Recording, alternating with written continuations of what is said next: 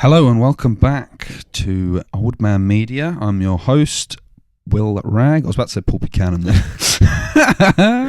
And you are? Paul Buchanan.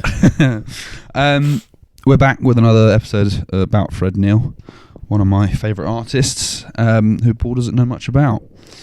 So I'm Part 2. teaching him. Yep, part 2. Just in case you're trying to keep track. Just in case you've lost track already. If you've not listened to Part 1, I recommend you go back and listen to that first. And listen to Bleecker and McDougall And as well. where we're at currently in the discography is... Yeah, he's just released Bleecker and McDougall. I told you who covered songs on that album. McDougall's a Scottish clan, isn't it? Yes, It also, must be. I'm not sure. I'm not up on my Scottish clans, Paul. You are, I know that. Yeah, we'll look it up. But McDougall was a street in New York. Bleecker and McDougall was famous for having lots of cafes and stuff where Fred performed, and he was very popular around that Clan era. McDougall, Highland Scottish clan. Based in and around Argyll, the Lord Lion, King of Arms, the Scottish official with responsibility for regulating heraldry in Scotland, issuing new grants of coat of arms and serving as the judge of the court of the Lord Lion. Okay, so clearly he named it after a street, so I don't think he really knew. I don't think he knew any of that, no. I don't know though, I'm sure I could find a picture of Fred Neil in a kilt if you tried harder. ChatGPT. Okay, so Fred's just released Bleecker and McDougall. He's chilling out in the Coconut Grove in the mid-60s. Did you just burp into the mic as I was talking? We're going to keep that in, by the way. I'm not letting you. I can edit in post. No. So in the mid-60s, Fred's back at the Coconut Grove, and he's chilling out there. And somebody comes to him and says, the Beatles are in Coconut Grove and they want to see you. They want to hang out.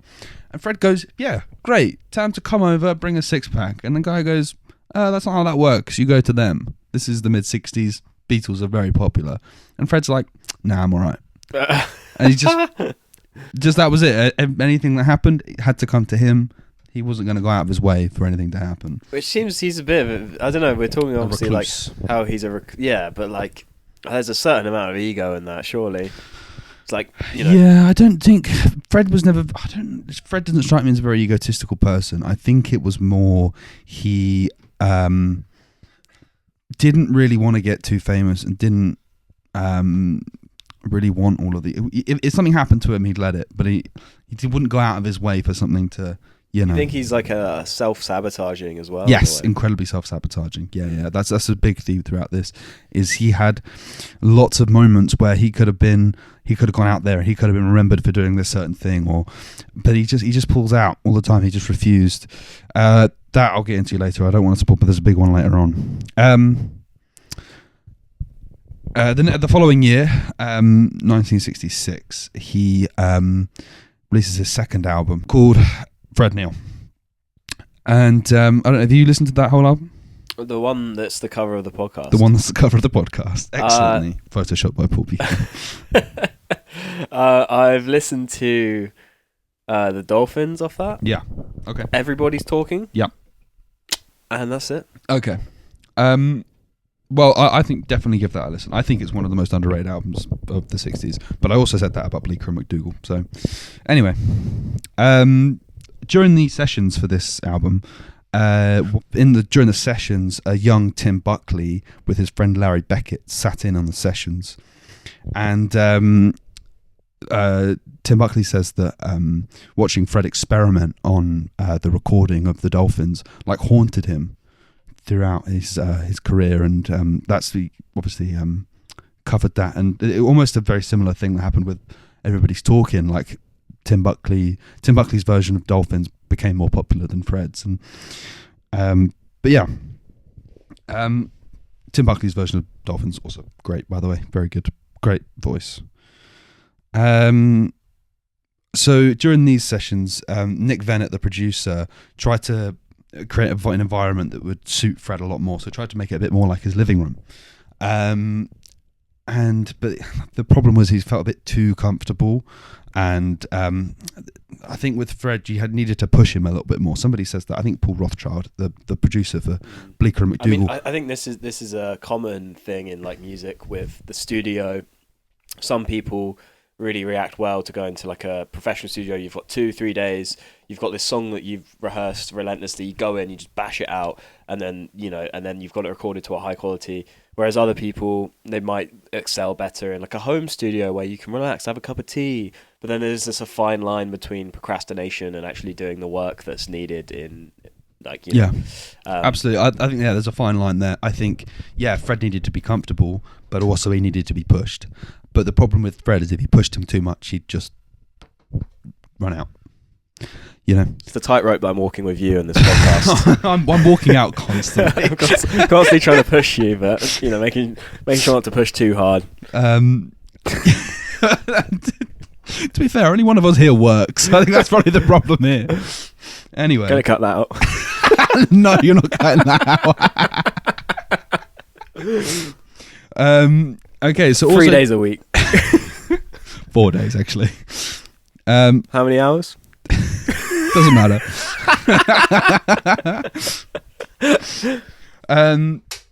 So during one of the takes for Sweet Cocaine, Al Wilson, the harmonica player, he stuffs paper up his nose in order for him to force him to hold the note for longer.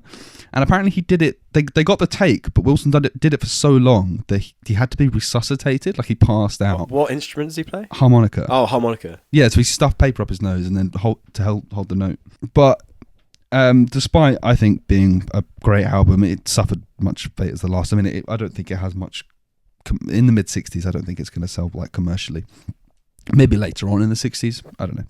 Ahead of its time. I think it definitely is, and I think it has had a bit of a resurgence. The instrumentals are a bit too kind of dreamy and a bit too out there, and you know, it's all a bit too relaxed. And I think mid '60s is still a little bit tight-laced. I don't know. Maybe I'm wrong, but I think also it doesn't help that Fred Neil was incredibly self-sabotaging, and the record company didn't really do much advertising for the album. But yeah, it would suffer much the same fate as Bleecker and McDougall. Highly respected and influential in that tight-knit group of musicians, but wouldn't find much purchase in the public's sphere. But obviously, the album became quite popular for the covers. Everybody's Talking obviously was on it. Dolphins was on it. I mean, it's probably the way Fred liked it, really. He struggled with the fame he did have. If he got much more famous, then, you know, maybe would have had he would walked away a lot quicker. Come 1967, his relationship with Linda is on the rocks.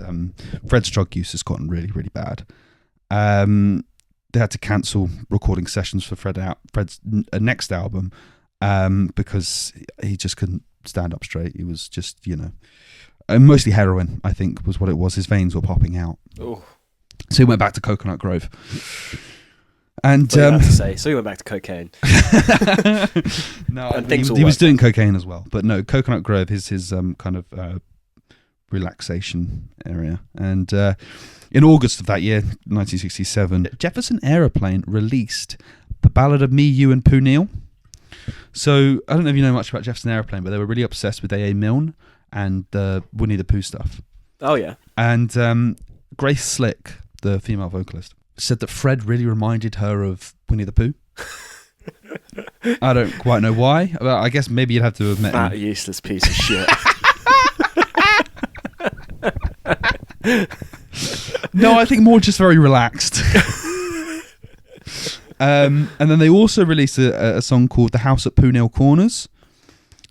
And so, yeah, they were like really influenced by Fred Neil, and that they hung out with him a lot, and Fred Neil would go to their house on Haight-Ashbury in San Francisco and do a lot of drugs with them. They wrote that White Rabbit song which is the drug song. The number one drug any song. film or TV show and it's like subtly hinting at drugs, that song will be playing. Any guy you met in your teenage years who smoked weed once loves that song. He's got a lot of time to talk about that song. John Sebastian of the Lovin' Spoonful also released a song called Coconut Grove. Featured on Mario Kart 8. And the song was a tribute to Fred Neil. Oh, also, whilst he was in Coconut Grove at this time, he receives an invitation from a friend to go to a concert. Right? The concert was, have you heard about this concert, right? The Jimi Hendrix Experience opened for the Monkees in Miami. Wow. Did you hear about this? No. But the concert became famous for such a mismatch. And obviously Jimi Hendrix Experience would go on to be far bigger than the Monkees, and the Monkees were like a joke band, like to make fun of the Beatles. Was that with Graham Nash in it? Not the Monkees, no. That was Michael Naismith. Oh, okay. Michael Naismith, by the way, also a great artist, but I used to work with a guy whose granddad was in the Monkees. oh really? And then he showed me a picture of his granddad in the Monkees, and it looks like exactly like him, except he's like more of a roadman type kind of. So I was just a bit like, oh, that's really the weird. Monkees turns out to be a roadman. It's like imagine seeing like a modern day guy that you know who's just like a kind of. He was less a roadman, more of like a Love Island type guy. Oh, okay. That's funny as well. That's Jasper. Sorry if you're listening to this. It's not a very flattering description of you, but. But yeah, he had just like seeing his face slapped onto like a '60s singer. Very funny. Anyway, later on that year, he's scheduled on to 2 concerts in San Francisco. Oh no, sorry, that's a lie. One of them was in San Francisco, but one of them got cancelled. But it was a triple bill: Dave Van Ronk, Mimi Farina, and Fred. I assume you've heard of Dave Van Ronk, the bassist for the film Inside Llewyn Davis. Inside Llewyn Davis, that's the one. But have you heard of Mimi Farina? No. So you might know her by her Christian name, Margarita Mimi Baez. Baez. Joan Baez's sister. Ah, yes, of course. So yeah, he was on a show with them. The show was actually sponsored by Ralph Gleason. Do you know who Ralph Gleason is? No. One of the founders of Rolling Stone. What, the magazine or the band? The magazine. No, actually, the first issue came out later that year. Fred actually gets a huge windfall of money this year. Turns out his manager, Herb Cohen, had been funneling some of the money meant for Fred into a band called the Mothers of Invention. Oh, Frank Zappa. Yeah. Oh, God. What? You got to pay some serious tonal repentment for that, man. Fuck, dude. I didn't know you were such a Frank Zappa hater. It's just like nonsense, isn't it? It's unlistenable. It's like if it's just like the lyrics are so stupid. They are fucking so dumb. Just like poo poo wee wee jazz, and it's just like very funny. You're a very intelligent man, aren't you? Yeah. And he thinks he is as well in real life, and you're like, what? Like your art, you couldn't be further from the truth, mate. Yeah. You might be a good guitar player. People might like your guitar playing, but that's the only thing you got going for you, and you've ruined it the only thing by your fucking shit songwriting. Wow. I like Hot Rats. I don't mind a couple of the songs off that. You know, I've never really listened to him that much. Some good riffs on stuff, and I went through phases. There's a couple. Like the thing is with Frank is he is obviously a very how do you say it, like.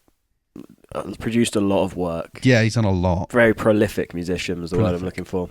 So there's like a bit of everything in there that you can find, and you know he's just very very critical of other stuff, which I do like. I think that's a good trait, but yeah, you can't be just fucking absolutely shitting the bag. You can't just be blowing it by just making these songs about pee and weeing.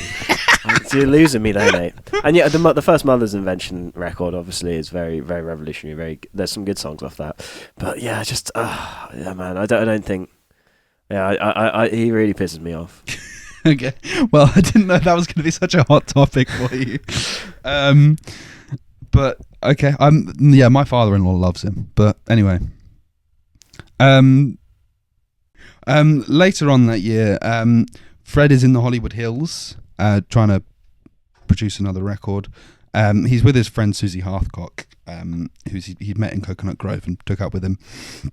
And they're up in a house there, and stopping by the house, there are all manner of people there, from Eric Burdon and the Animals, Brandon DeWild, who was an actor, quite a famous actor in the 60s, Jimi Hendrix, the Mamas and the Papas, and Graham Parsons. I keep wanting to say Graham Parsons. It was here that Fred actually introduced Graham to Bob Buchanan. Shout out the Buchanan clan. This is a meeting that would eventually produce Graham's signature song, Hickory Wind. And they wrote it on a train from Florida to LA together. Graham obviously would only go on to live another few years, and he sadly died. But he was a big proponent of kind of folk rock, and I think he called it cosmic Americana or something like that. But he would be on Fred's next album. They would do a duet of "You Don't Miss Your Water Till the Well Runs Dry," and actually Parsons can barely be heard over like Fred's like huge like baritone bassy voice. Just but it's good. It's a really good song. And Fred would start doing recordings, but this next album sessions kind of from the get-go it wasn't really going to go anywhere. Fred's doing so many drugs, and being in LA is not helping. And just Fred's life is just falling apart at this point. The drugs were getting worse. His marriage was on the rocks, and during the sessions for this, Nick Vennett, the producer again for this album, would have to dim the lights because Fred's teeth had fallen out because of his heroin use. Jesus. And he had to wear dentures, and he couldn't wear the dentures for too long because they hurt too much. And he didn't want people to see him without dentures in because he was very ashamed of that fact. So after a very lengthy... It's getting dark. Yeah, it is. I mean, there are some real dark points in Fred's life. We've not even got to the darkest bit yet. So, anyway, after a lengthy process, the album's finished. And Dave Crosby, I don't know if I mentioned him before, but they were good friends. No. Have I not? Okay. Well, maybe last episode, but David Crosby, Stephen Stills, good friends with Fred. I'll get to that in a second. But David Crosby heard an acetate version, which is like an early recording version of the album, and he confronted Nick Vennett, the producer, and it was like, this is a terribly produced album. How could you do this? Absolutely awful. You don't let him just do things in one take, because that was like, I think they part of it, they were just rushing it because they were taking so long, and they were just like, just send it out. And Nick then says that David actually came up to him later. I listened to it again and came up to him and apologised for what he'd said to him and how he'd spoken to him. Yeah, David Crosby, I like him, but I've heard stories, and I think there's an egomaniac. And Crosby, Stills, Nash and Young is a band of egomaniacs. Stephen Stills is probably the chillest dude in it, maybe. But yeah, I love Graham Nash as well. I feel like you got a hierarchy of egos, and Neil and Crosby were probably close to the top. As much as I love Neil. Yeah, true. I don't know though. This is just my interpretation. I've read the Neil Young autobiography, so I've got a skewed version of things. But Crosby, in his later life, I really appreciate as a human and an artist. I think he was cool. Solo music's terrible. Yeah, it's not great. It's like cock rock. Some of it's really good. Some of it's also absolutely dog shit. I think he's a good collaborator. Strange that he's friends with Fred Neil. Yeah, you didn't know that? No, like it's just personality-wise. They were big friends. I mean, I'll skip forward a little bit here because I think it fits in here. But Crosby, Stills and Young. What was the? No, it's not Crosby, Stills, Nash and Young. No, the original one. Oh, I can never remember the order of the names. Crosby, Stills and Nash. Is that the order of the names? Nash, Stills and Young. I mean, Crosby. I can't remember the order of the names. Nah, it's Crosby, Stills and Nash. Crosby, Stills and Nash. their original idea for the name of their band was Freddie's Children, and they ran that by Fred, and Fred was like, "No, don't do that. I don't want that. Why don't you just use your surnames?" So actually, Fred came up with the idea for the name of their band. Yeah, I mean, fair play. It's a terrible name, Freddie's Children. It's not good, is it? Actually, he probably had a good They probably point. wouldn't have made it. So unlike the other two albums, Sessions actually wasn't reviewed very well by anyone, really. I think there's some good points in it. Actually, the Fred and Graham duet I think is really good. There's a pretty good live thing in there, but mostly ignored by everyone, which is fair enough. But actually, Fred actually received a letter in the mail. We don't know when this was. Probably would have been in 1969. But saying that the album was taken on a ship to NASA. Wait, what the hell? Right, the album was taken by NASA on a ship into space. Don't really know why. Sessions. Huh. Easily Fred's worst album. One of the people in there liked it. They think it's not exactly clear, but I think probably one of the songs on there was like of a special value. I think it's Roll On Rosie. Has like a special cultural value or whatever, so they took it. I'm not sure. Wait, but like they're also intentionally being like, this is going to be one of the first things that goes to space. It wasn't one of the first. Wait, maybe it was. I don't know. But the letter that says that has been lost. And Fred's like, oh, for sure. No, it happened, like, for sure. So whether it actually happened or not, we don't know. And what's actually been recorded, what was taken to space was never actually recorded. So we don't know whether that's actually true or not. So the whole box set of the series Cheers, which hadn't been made yet, I'm sure probably was taken for sure. Fred performs at the Miami Pop Festival, which is a precursor to Woodstock, and also in that year, Fred and Linda finally divorced. Frinda was no more. At one point this year, Fred performs in a performance, and he is so clearly like high or drunk out of his head and just can't perform properly. And he was like, "That's it. I'm going to have to get cleaned up now. Like, something has to happen. I can't keep doing this." And he would withdraw from his friends, and because he saw them as bad influences. You know, he's hanging out with people, Jefferson Airplane and Crosby, Stills and Nash, and you know they're all doing a lot of drugs, and so he's like, I just have to withdraw from them. So he would like quite regularly take out. If he was traveling around Coconut Grove, he would cycle, but he would take the back streets, so he wouldn't go onto any of the main streets and not bump into anyone he knew. And you know, someone walked past him and said, "Oh, your mates are out there having a meal on a restaurant in the main street," and Fred's like, "Yeah, I know, that's why I've gone this way." He would withdraw more and more. And so this is the part where I go into Midnight Cowboy and give a brief history of Everybody's Talking and its use. And everybody's walking here. And how it affected Fred. Because it's quite notable in Fred's life. So the origin of the actual song is debated. The original story that I heard was that Fred went into the toilet during the sessions for his self-titled album, and he needed one more song for the album. He went in there, wrote it on a piece of paper, came out, recorded it in one take, and got the plane back to Coconut Grove because he just wanted to get out of there. One of the craziest shits of all time. doing a shit that got him so much money. But apparently that's not true. They had the copyrights for that song like months before the recording session, so couldn't have really happened like that. Another story goes, this is like a friend of a friend told me this, but basically Luke Askew, who is a famous actor, he was in Big Love on HBO. I've not heard of it, but apparently Big Love. Big Love G. And apparently Luke Askew was doing heroin with Fred Neil, and they're whacked out of their mind, and they go, Luke goes, "Oh, everybody's talking at me, I can't hear a word they're saying," which just sounds like something you'd hear in a biopic, you know, when they're like, when they have the inspiration for the song Fred Neil for the biopic. first time. Let's make it happen. And it's just, I don't know if I believe that. So who knows how that song came about. But in 1967, Harry Nilsson records his cover.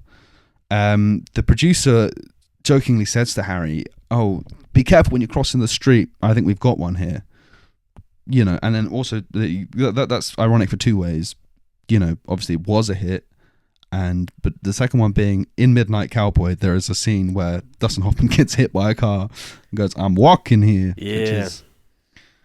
In winter of 1968, John Schlesinger, the director of Midnight Cowboy, Schlesinger tennis. he puts together the rough cut for the intro to Midnight Cowboy, and as a placeholder, he uses Everybody's Talking.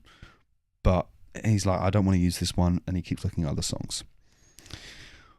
So, but the studio wanted the rights to the song, and they obviously didn't have the rights to Fred's version, didn't have the rights to Harry's version. But they wanted the rights to the song used in the film because they thought this was going to be big. And so they asked Joni Mitchell, Bob Dylan, Paul Simon, Randy Newman to all put in songs for Midnight Cowboy.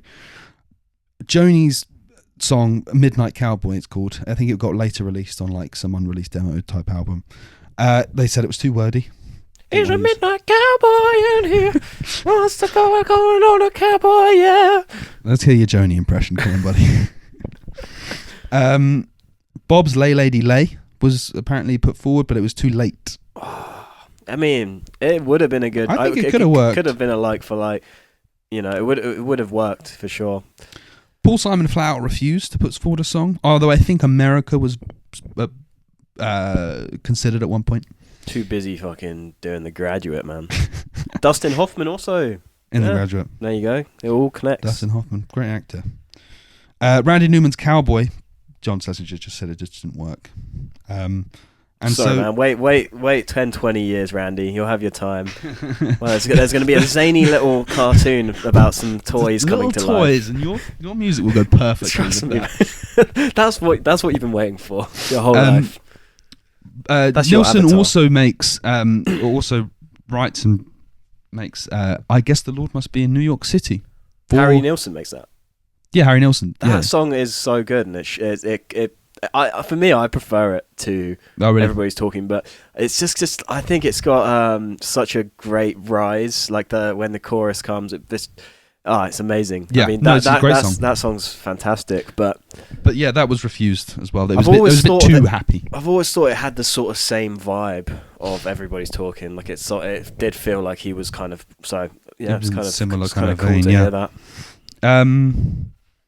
Yeah, but no, wasn't used. According to Nick Bennett, the producer, he didn't even ask Fred when the studio asked Nick to do a more up-tempo version of Fred's version of Everybody's Talking. I've said version way too many times there. Like a version. And he just didn't ask Fred at all because he knew Fred would say no. But I think he should have at least asked. I don't know why he didn't. But so they went with Harry Nilsson's version. See, that's what you get for being a fucking miserable prick saying, I don't want to meet the Beatles. I don't want to do that. I don't do that. And they're like, well, we've got this opportunity. It's going to give him loads of money, and he wouldn't have to be like involved or publicly. Let's choose someone else. Kicking himself, he is. But I mean, I'm probably right. I think probably Fred would have refused. I mean, you know, I'll get into that in a bit. Depends what point in his life, right? Yeah. Midnight Cowboy premieres in May 1969 to critical praise. I didn't realise it was that old.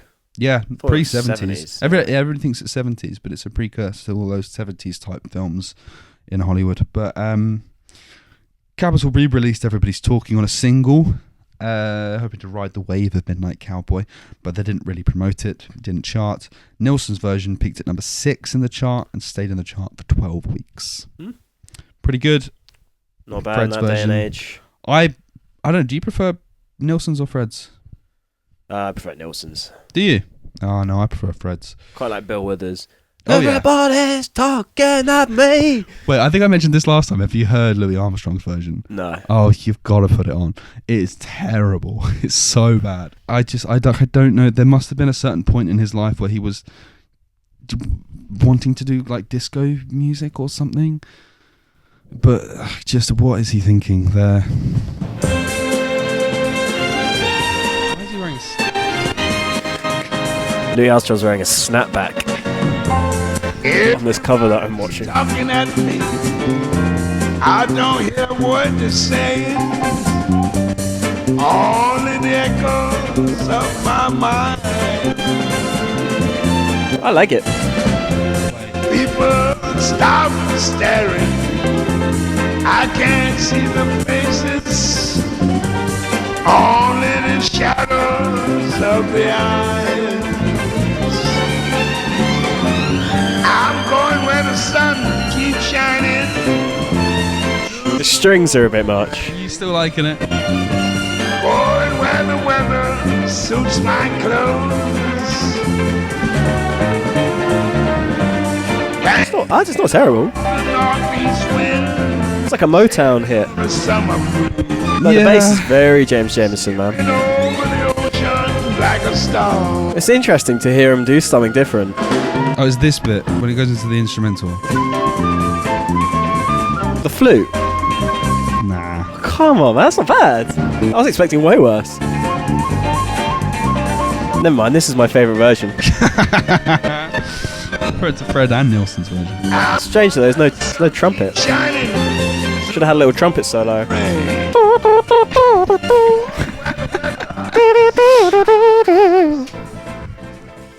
Well, that's I Well, liked it. Keep tuned for a Moonshaped Paul's version of Everybody's Talking. That'll trump them all. So anyway, but the song was most significant to Fred because of the revenue it brought in for him. He was getting lots of royalties every time. Obviously, that was one of the biggest hits of the 60s, and he was getting royalties for that every time it was played. And that meant that he could withdraw from public life and stop performing all the time. And that will, come into play. Well, in a later way, this on worked in, out better than his version of the song being in it. Yeah, I guess 'Cause, so. I mean, he got money from it, and he didn't actually have to do anything for And it. his name isn't slapped on it, so like I feel like Harry Nilsson definitely got a big career boost from that. In fact, I feel like a lot of people would discover Harry Nilsson through that song. In fact, I remember hearing that song as like the first Harry Nilsson song I ever heard. Yeah, for And, sure. Like, I think that was my introduction to the world of Harry Nilsson. Yeah, listen to Nilsson Smilsson. Great album. But I just leave you with this one little fact. There's actually no record of Fred ever having watched Midnight Cowboy. So the song that meant that he could withdraw from public life, that meant that he could live the life that he wanted to in Coconut Grove and go and work on a dolphin sanctuary and not have to worry too much about money. Never actually ever saw it. Well, maybe he did and didn't tell anyone, but there we are. It's really funny. He's just like that one friend that you can never get to come out, and just like anything they do is just so like, contrarian. Yes, he was. He was always incredibly self-sabotaging. He never wanted to do anything whatever anyone wanted him to do. So Yeah. I'll tell you what, before we finish the episode, because we were talking about Harry Nilsson, we're going to see Sentimental Value today. Oh yeah. And The Worst Person in the World, the soundtrack, includes a couple Harry Nilsson songs. Oh, does it? I don't remember. One of them is I Said Goodbye to Me, and I love that song a lot. It's off of what's the one with? It's the one with Everybody's Talking on it. Where it's like the blue painted cover. I want to say it's something aerial ballet, something stupid like that. So that's right. But yeah, he's got I Say Goodbye to Me has always been one of my favourite songs off of that, and then I heard it in the movie and it worked really well in this Norwegian film. So we're going to see the newest output by the director. Is it Joachim Trier? Joachim Trier. Trier. Also, just one more thing about Harry Nilsson, actually. So in the book, so I will shout the book again, that's The Bag I'm In, The Life, Music and Mystery of Fred Neil by Peter Lee Neff, where I've gotten a lot of this information. He does make a comparison between Fred and Harry in the, they were quite popular in the 60s and had a couple of hit albums in the 60s, but actually they both die basically penniless. Harry Nilsson had a bunch of his money stolen by his management, and Fred obviously kind of ran out of money and in later life. So that was Harry Nilsson used to hang out with John Lennon a lot as well. Oh, did he? I didn't know During that. John Lennon's Lost Weekend, where him and Yoko broke up for a year. Right. And he just used to go out boozing a lot. There's like headlines from newspapers at that time of like Harry Nilsson and him causing trouble. Oh, really? There's an album that Harry Nilsson recorded with John Lennon where they got into a screaming match because they thought it'd be funny, see who could scream the loudest into the microphone. And apparently at the end of it, there was blood on the microphone. Oh, fuck. And Harry Nilsson's vocals were completely fucked for the rest of the album. And you can hear it. It's like there's like a point in the album where you can really hear, like there's songs in the album where his vocal performances are very scratchy. He becomes almost kind of Tom Waitsy. But yeah, it's the album that Lennon produced for him as well, and it was probably a big flop. But I'm just trying to find the name here so I can point you in the right direction. It was something to do with it's Pussycats. There we go. Which is he had some albums after that, but it's his 10th studio album produced by John Lennon during his Lost Weekend period. So yeah, check that out. Oh, well, there you go. Old Man Media. See you next week. See you next time for part 3 of... Well, no, we've got something else next week. Probably talking about sentimental value and Norwegian films, or the Oscars. I can't remember when the Oscars is, but yeah, I think it's fairly soon. Awards show special, I think. Actually, wait, we've got So yeah. I don't know. We'll there'll be something next week. Well, we won't leave you hanging, guys. Don't worry. Locked in for 2026, guys. Haven't forgotten that. Episode every week.